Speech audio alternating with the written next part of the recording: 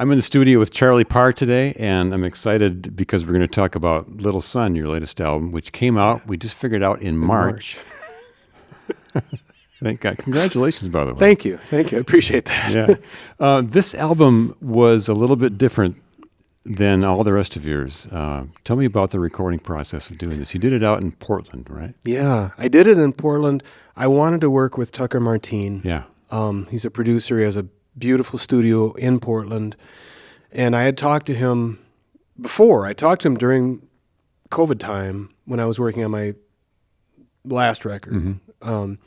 And I'd even sent him demos, and I really wanted to work with him. This is the producer that did Bill Frisell's records, like people that I really, really love.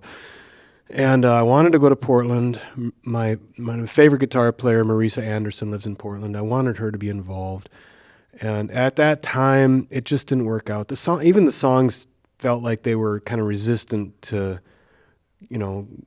giving them over to a producer, Mm-hmm. And so that record, it didn't work out. Then this next batch of songs came around, and they felt more malleable. They felt more fluid. I sent demos to Tucker, and we talked again, and it seemed like it was going to work. So we set up a time, and it's a matter of trust. You're giving your creation to someone else. I've never done that. I've always had my ideas about recording have always been pretty clear before I go to the studio. And now, I'd given him my demos and handed these over and was driving out to Portland without having a clue what was going to happen.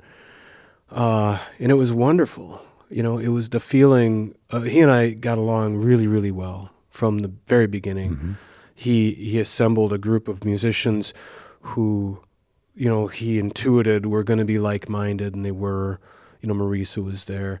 All the folks that he got involved were kind to me and my music. Mm-hmm. They were enthusiastic. They were excited to be there. That Tucker's space has a lot of options that we could play around with. Yeah. And whereas before I would sit down in a studio and it was like a show, I'm going to play these songs and then we're going to go because this is not cheap. Now, the studio was booked and I had a little apartment a few blocks away, and I was walking to the studio in the morning and getting ready to go and playing songs. There's only 8 of them. I figure, what are we going to do? We just played the songs and played them again and played them this way and played them that way and added this and took that away and did this and did this over here and tried something new. I got to play harmonica on a record. I've never done that before. And it's also, you worked with other musicians, which is something you don't do before. I mean, you usually are solo, correct? Usually I'm solo. I've got my people like Mikkel Beckman, these small kind of group of folks that I tend to have around when I want. Most of the time I'm just playing by myself, especially when I'm on the road. It's a solo show. Yeah.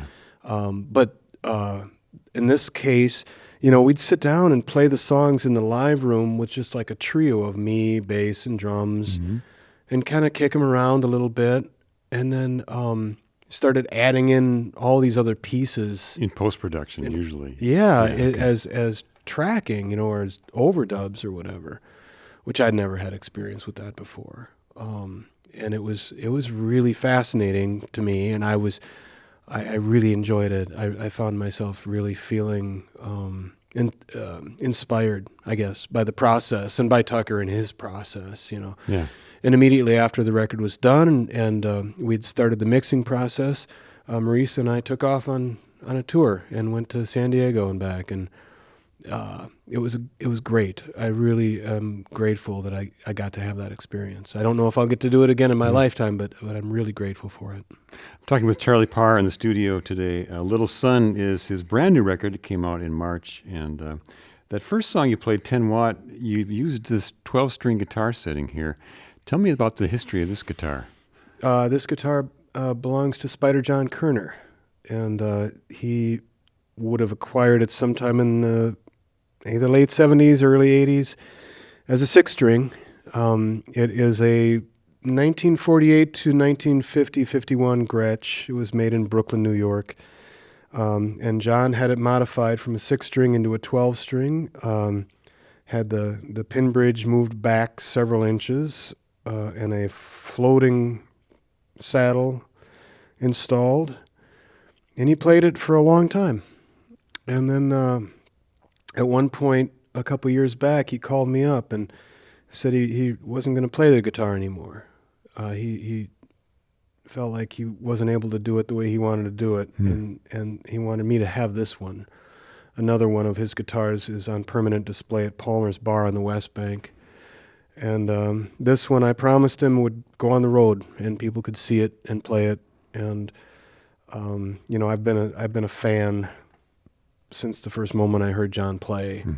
And he's been probably the single greatest inspiration to me as far as a guitar player, and especially a 12-string guitar player, songwriter, and someone who modifies instruments and makes efforts to change things to get to a sound that he was looking for. I find that incredibly inspirational. Yeah. I don't know how many times I've gotten to see John play live, or how many times I've gotten to see Kerner, Ray, and Glover as a trio play live. I'm extremely grateful to have seen the three of those people play. And an honor to play this axe here. And now to get to play this and take care of it and be kind of its caregiver, for as long as I can play, and then find the young person that will need to have this guitar going forward. Yeah. Do you think you would do another album like this where you did some overdubbing and have a larger crew of musicians, or do you think your next one will be back to more solo work? Or I think I'm naturally a solo artist. Yeah. I think the next record will probably be a solo record again. But even this last record, going back to John, this last record, the record that Tucker and I were kicking around the most was Runnin', Jumpin', Standin' Still, which Willie Murphy and Spider John collaborated on together. There's that. I probably will end up making another solo record. I don't know when. I've got a couple of things I want to finish, and then next year I'll get back down to working on some new music. Yeah. But I'm almost 100% sure it's going to be a solo record or something pretty similar to that. Well, this one's gorgeous. Thank you. Beautiful. You said, I think I saw on your website that you've got a pretty busy schedule coming up. You said you're going off to Europe next summer or fall, or the rest of this year is booked. Which is good. Yeah, right. Because if you're not bailing, you're sinking. But I have this week I'm heading south. I go to Canada in July. August I'm taking it easy. September and October, Mikkel and I are flying off to Europe for almost 6 weeks worth of bumming around Europe and England, playing shows and trying to stay out of trouble. What fun. Jeez. And then we can have that conversation again about driving on the left-hand side of the road when you get back. See how that works, right? from England, all right. Charlie, thank you so much for coming in, and congratulations on this record. Thank you. It's a pleasure to be here. I appreciate it. Right. The Current is public media made possible thanks to member support.